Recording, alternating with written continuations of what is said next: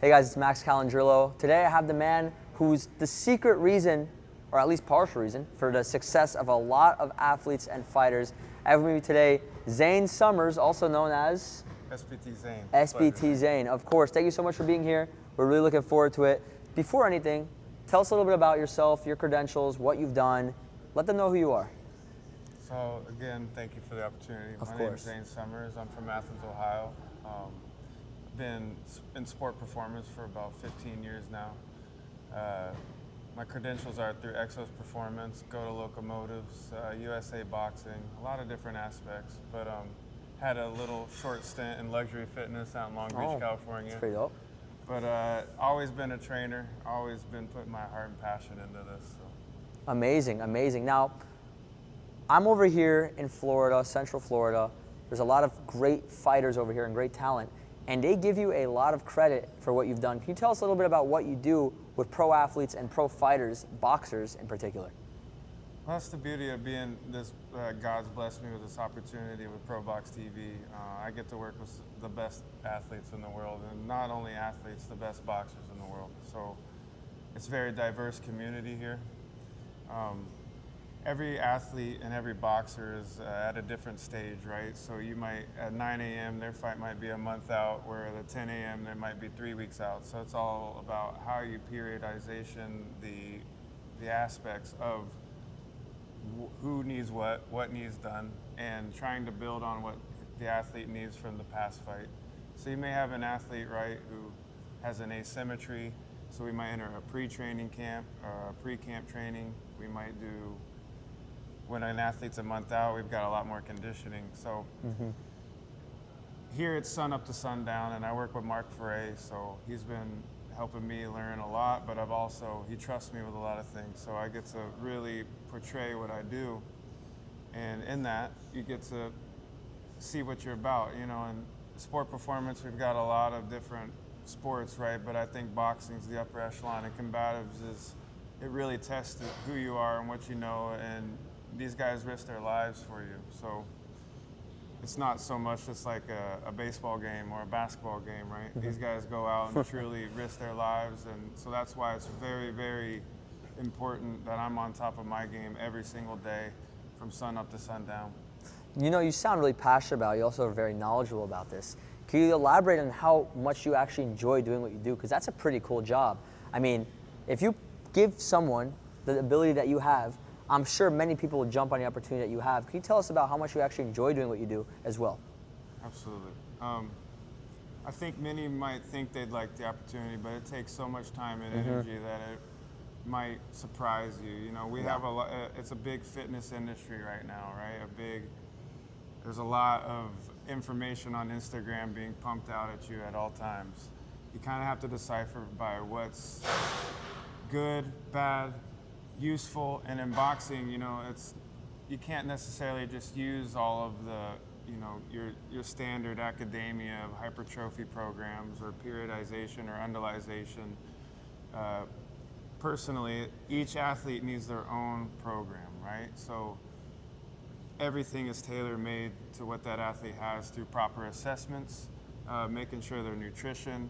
I live on site with the guys, right? So I'm here day in, day out.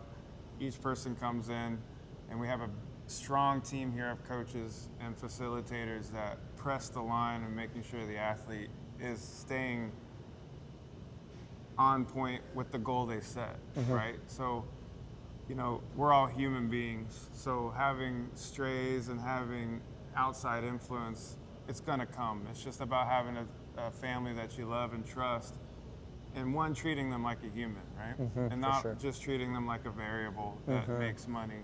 So I think that's the big part of what I really love doing here in boxing is I get to join the families of every person that I work with. So that could be, like we say, Weljon, Edgar Berlanga, Najee Lopez, Elijah Flores, everybody you just interviewed. I have my own personal relationship with, and it gets very personal. You know, you meet their families, their kids, their relatives, and it becomes one big family goal. You know, I feel like the guys over here are very blessed. I could feel it when I'm around them, every time I speak to them. There's something special about the guys over here. Would you agree, and can you elaborate a little bit about that as well, about the guys that you deal with? I just interviewed Najee, I just interviewed Welljohn, I just interviewed Elijah. Eventually we're going to talk to Edgar and all these guys, Dominic, the Valle brothers, etc. Tell me a little bit about this team and the coach as well, Coach Mark. The beautiful business that ProBox has built here creates a very diverse community in a time where I think that's very important. You know, that's what the American spirit, especially in the United States, is all about. As you're working with those teams, you get to really find out each person, each individual. And what makes it special here is not only that, we have some of the best sparring that comes through here as well. So these guys aren't just, you know, sparring each other, right? Mm-hmm. So other people from other promotions come in and privately get work. So you get to see a lot of adversity. And I think why it's special is in the human experience that we call life, you get to see individuals either have one of their best days or have one of their worst days. But no matter what, we got to wake up, continue to get better, and that fight date is slowly approaching every day, right? So again, that could change by whether they're 4 months out, whether they're 3 months out. Everything changes to a T in what we're doing, because these guys go through 2-a-days, right? So in the morning they're meeting with Coach Mark. They're going through a full boxing practice that would any average human would make them go to bed for 3 days, right? It's true. So completely true. So no offense to average humans, but that's why there's only 8 billion of them. Right. That's why it's special, because not only, and then they come back and see me for their strength protocol at night, right? Or we might switch that. It all depends, but I think that's what the beautiful thing of what I get to do is. It truly is sun up to sundown. Again, like I said, I live on site, and getting to see your work and what you do with these with each athlete progress, or maybe it didn't work and you got to readjust, because again, everything in science that we do is part of experimentation. But what puts everything on the line here is, since they risk their life, Of course. I can't risk too much experimentation. So you got to really know what you're doing, what translates to the sport, what doesn't. You know, this isn't simple. How much can a person deadlift? How much can a person bench? You know, we have to actually do a lot of variations. We have to do a lot of stay with the times, stay with the academics, stay with the information that's being produced too, and make sure you're deciphering it philosophically, whether it's useful or not. Tremendous, tremendous. I mean, you're giving us a lot of ball knowledge. I think people should be taking notes. I really appreciate that. You know, what have you learned about yourself throughout all this process, as well as other people, other athletes? You work with athletes, so you've learned a lot about athletes, especially being involved with some of the toughest parts of training. What have you learned about yourself managing all this, and what have you learned about them? It's a great question. Thank you. What I've learned about myself is this is where I belong. You know, sometimes we might have imposter syndrome with ourselves. Of course. Where you're like, am I good enough? Is this what I should be doing? But when your back is against the wall and the fire is on you to do this, you really put your time and heart into it. And what I've learned about myself is I belong in the sport of boxing, and I am on pace to be the best trainer, one of the best trainers in the game. Yes, sir. With the facilities around me and the people that believe in me. And not to be, in a sense, cocky, but the people around me push me to be confident, so that when it is come time to show and know what you do, you're not just some guy out of a textbook regurgitating, regurgitating information. You know, You've done it. You're in it. You know, I've had a background with other boxers as well before here. I've experienced really tough losses with some of my best friends in the world. You know, where you put everything on the line. I've experienced losses. I've experienced wins.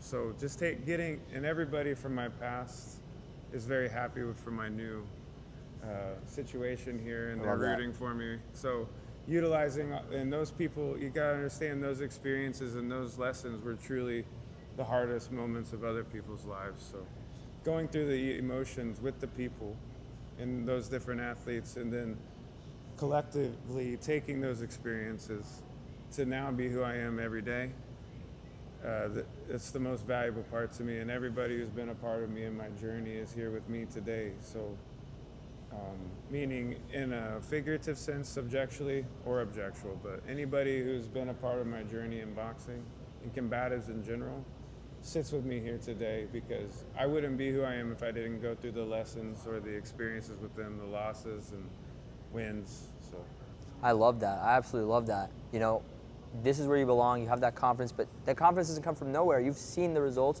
You've seen how hard you can push others, and that you've been pushed throughout all of this. I do want to know what you've learned about the guys around you as well, though. Like, what have you, as someone that works with athletes, people watch sports and they don't know anything about the people. They've never talked to these guys in their lives. What have you learned by being so close and intimate with these men? Well, maybe, you know, they're human beings, right? They're some of the, you know, Elijah's one of the funniest guys I've ever met. Najee the same. You know, Edgar, everybody's more humble than maybe you see on TV. For sure. Everybody's a family man. For sure. They've got a lot of responsibilities, and I've learned discipline from these people and these boxers, because without discipline, it's just over motivation. So you can be over motivated and under disciplined, and I think we see that a lot in today, where, you know, you wake up, you get on your phone, you start scrolling, and you're seeing this workout, that workout, take this supplement.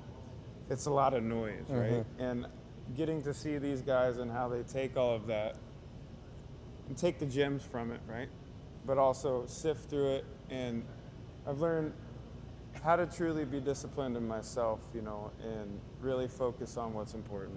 Amazing. I absolutely love to hear that. It's really great that you're in this situation, that you're involved with these guys. I know they're very grateful to have you. I have one last question I want to ask, just for all the fans watching. What's something practical that you would advise to all the people watching when it comes to just basic health and fitness and conditioning? You work with some of the best athletes in the world, and you're basically in charge of that. What is something practical that every person watching can walk away with? Great question again. Thank you. From my personal experience, assessing and finding your asymmetries in your body. Because an asymmetry is most likely and scientifically backed your highest risk of injury in that area. And then it goes back to the simple aspects of getting 8 hours of sleep a night, staying hydrated, and hitting your proper protein protocols. Sometimes, you know, it's tough for an athlete to eat, and playing with your proper testosterone levels to cortisol to adrenaline, right? So, you know, cortisol and adrenaline can kind of do this with each other. Yes, for sure. And if your cortisol is high, your testosterone's low, so then your recovery's low. Of course. And you can deal with the different mentalities that some boxers have, because, you know, they're away from their families. You know, they're locked in a hotel room. They're cutting weight. They're cutting weight. And that's another big, thank you for saying that, because that's another big thing about training. And these guys have to be in deficits. You know, in other sports, right, like football, baseball, basketball, it's okay for them to somewhat be in a surplus. Yep. So you can do more movements with that. You can do more metabolically costing lifts and stuff. But when someone's in a deficit, you have to be very structured, especially because it's on a 2-a-day. Yes. So just what you think you might be able to do might not actually be practical. So I'll say finding the asymmetries in your body and balancing those out. Then getting your proper amount of sleep, hitting your protein protocols, but also stimulating muscle protein synthesis properly throughout the day. Getting all of that done. These four things I just said, remember that. And doing all of that within the circadian rhythm, right? Yes. So that you're not disrupting your sleep, disrupting these things, because recovery is so important to actually come in here and do it day to day to day. Because if you say you come in and you don't get your 8 hours, your training's not going to be great. Cortisol is going to be high. Yes. It's going to be eating your muscle instead of building it and repairing it. So playing, and that's another part. We deal with guys who literally, you get them as healthy as you can to go in there and take damage, right? So having an outside realm too of, say, your physical therapist, because, you know, we're in-house here. You know, I know what I know, but I also am smart enough to know when to outsource to others. Correct. You know, into other professions like a deep tissue massage therapist or a PT. Chiropractor, you know, things like that. Aspects. And, you know, I think to answer maybe your past question too, being able to be collaborative instead of competitive in a world where, you know, every trainer is trying to be two is the better top than one, dog right? and say, you know, I've been blessed enough to work.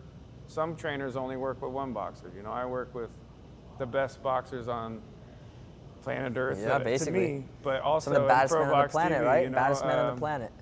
and that's growing. You know, we have a lot of different, but focusing on each athlete as a human being themselves and cycling in those different protocols. I think that's a practical way to stay healthy, and, you know, really just doing it in a happy state, you know.